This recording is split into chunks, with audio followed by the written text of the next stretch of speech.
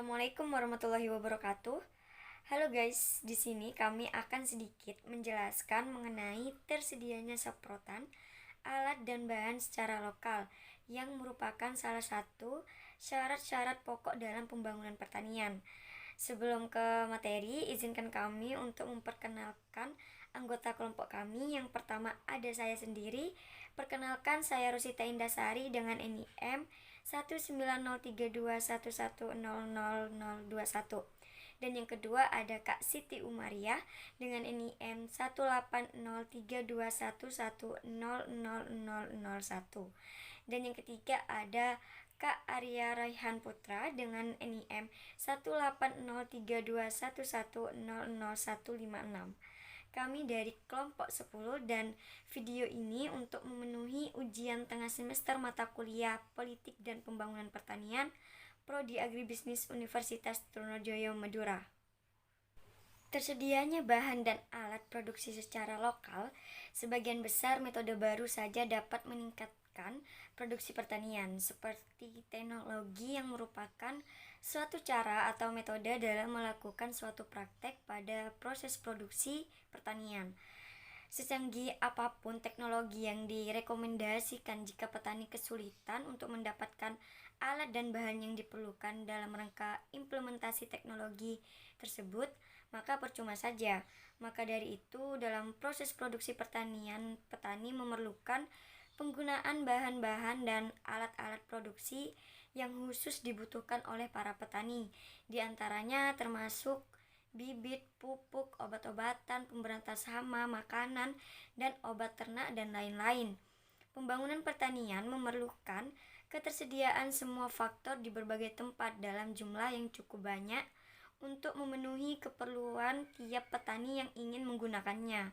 Semprotan lokal sendiri akan lebih baik apabila berasal dari desa itu sendiri, karena petani sudah sangat paham dengan kondisi di daerahnya, sehingga petani akan lebih mentolerir harga dibanding dengan semprotan di kota besar yang kebanyakan tak acuh kepada para petani.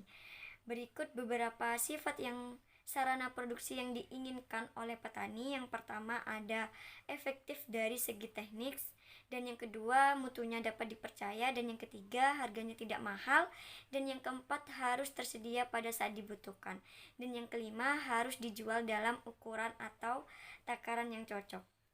Selain itu, agar petani memiliki kemudahan akses dari sisi penawaran atau supply side, maka harus ada kios-kios dan toko-toko pertanian yang menjual semua keperluan petani tersebut pada jarak yang bisa dijangkau oleh para petani. Dan yang kedua, dari sisi permintaan, demand side, langkah yang diperlukan adalah meningkatkan daya beli petani agar mereka mampu memperoleh semprotan, sarana produksi pertanian atau bahan dan alat dengan harga yang relatif murah. Oleh karena itu, hal ini perlu adanya campur tangan dari pemerintah. Baik, selanjutnya terkait sarana produksi pertanian, meliputi alat dan bahan yang digunakan dalam suatu proses produksi pertanian. Yang termasuk dalam alat yaitu perlengkapan-perlengkapan seperti alat bajak berupa cangkul, hewan pembajak, dan traktor. Dan untuk alat pengendalian hama dan penyakit berupa hand sprayer, manual dan elektrik, kompresor, pesawat terbang, biasanya yang dijatuhkan dari atas ketinggian, dan jaring pengaman untuk menangkal burung, dan senapan untuk memburu tikus. Selanjutnya alat penanaman tanaman berupa tugal untuk biji-bijian, transplanter atau mesin penanam padi, bor tanah untuk membuat lubang, dan lain-lain. Alat pemanenan berupa ani-ani, sabit bergerigi, kombin, mesin pemanen otomatis. Untuk pupuk berupa pupuk kimia, pupuk organik. Dan untuk pestisida berupa herbisida untuk pengendalian gulma, insektisida untuk pengendalian serangga atau hama, fungisida untuk pengendalian cendawan dan jamur. Untuk bibit unggul berupa tanaman muda, dan benih unggul berupa biji-bijian.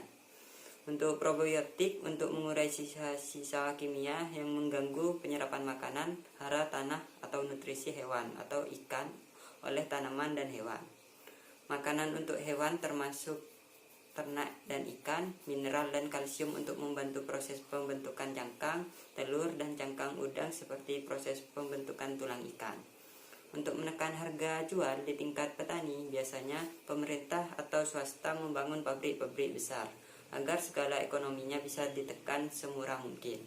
Dengan pabrik-pabrik yang terbangun di Indonesia, tentunya biaya proses pembuatan persatuan fisik dapat ditekan semurah mungkin, serta bisa menghilangkan pajak impor. Baru kalau sudah tidak mungkin, maka pilihannya adalah impor, mendatangkan dari luar negeri. Di Indonesia, beberapa pabrik pupuk yang sudah terbangun seperti Petrokimia Gresik di Jawa Timur, Pupuk Sriwijaya Indonesia, Pupuk Iskandar Muda Aceh, Pupuk Kalimantan Timur Bontang, semua itu adalah milik pemerintah BUMN. Beberapa pabrik pembuatan alat pertanian seperti Agrindo Surabaya, Dongfeng Solo, WIK Jawa Barat, Yanmar lisensi Jerman, Kubota lisensi Jepang, dan lain-lain. Untuk memenuhi kebutuhan benih unggul, awalnya pemerintah mendatangkan dari luar negeri yang dibuat oleh lembaga-lembaga riset internasional seperti International Rice Research Institute IRR di Filipina. Benih yang sudah didatangkan selanjutnya dilakukan modifikasi di Indonesia. Baik, setelah kita mengetahui dari beberapa saprodi yang dibutuhkan dalam bidang pertanian, di sini saya akan membahas terkait dengan benih maupun bibit yang unggul. Biasanya Indonesia sendiri itu selalu mendatangkan benih unggul berasal dari lembaga-lembaga riset internasional ataupun yang biasa disebut dengan IRRI yang ada di Filipina.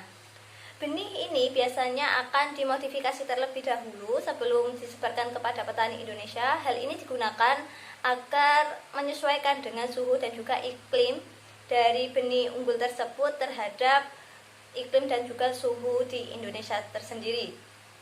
Namun belakangan ini, perusahaan multinasional di Indonesia seperti BC yang menyediakan benih unggul jagung itu biasanya akan melakukan perekayasaan genetik.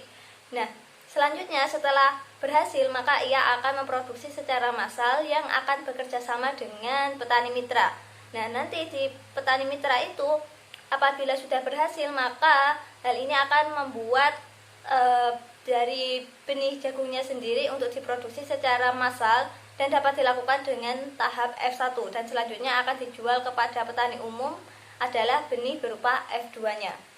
Selain dari perusahaan multinasional, pemerintah Indonesia sendiri memiliki BBI atau biasa disebut dengan Balai Benih Induk, itu yang berada di setiap provinsi. Nah, nanti untuk setiap provinsi ini akan menyebarkan benih yang unggul yang telah diproduksi kepada petani melalui BPP yang ada di kecamatannya masing-masing. Secara fisik memang kita tidak bisa membedakan antara benih yang bermutu maupun yang tidak, sehingga banyak pula petani yang semacam tertipu seperti itu terkait dengan benihnya. Maka kita sebagai petani yang baik dan juga yang cerdas, kita harus bisa memilah dan memilih manakah benih yang unggul dan manakah benih yang tidak. Sehingga dari lembaga resmi itu selalu menerbitkan adanya sertifikat mutu. Nah, sebelum kita membeli benih, sebaiknya kita akan melihat terlebih dahulu apakah benih tersebut sudah bersertifikat mutu, apakah belum gitu. Jadi apabila benihnya sudah memiliki sertifikat mutu, berarti benih tersebut termasuk benih yang unggul.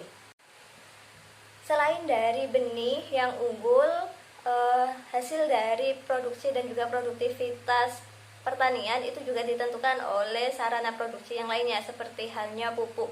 Seperti yang kita ketahui bahwa pupuk itu merupakan salah satu saprodi yang dapat memicu peningkatan hasil pertanian. Namun di sini tidak sedikit pula permasalahan yang sering dihadapi oleh petani terkait dengan adanya pupuk bersubsidi, di mana biasanya di suatu daerah itu terjadi kelangkaan pupuk, sehingga si petani harus membeli ke daerah yang lainnya. Namun di daerah yang lainnya itu memiliki harga pupuk yang relatif lebih tinggi.